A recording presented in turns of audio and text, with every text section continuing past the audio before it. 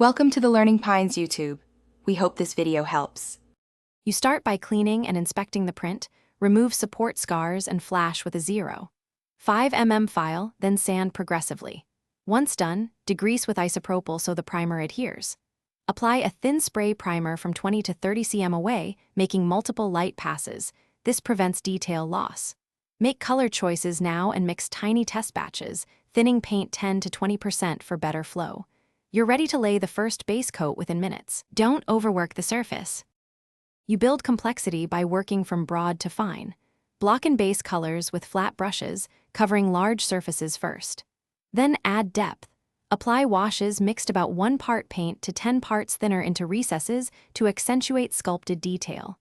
Once those dry brush raised areas with lighter tones to create highlights, this grabs texture without filling crevices.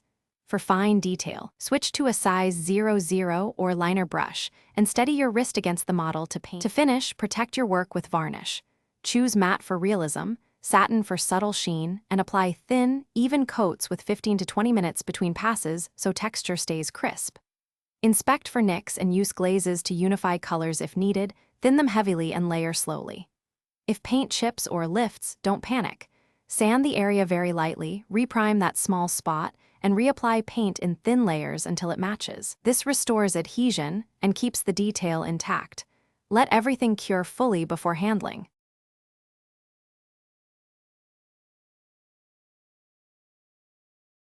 Thanks for watching.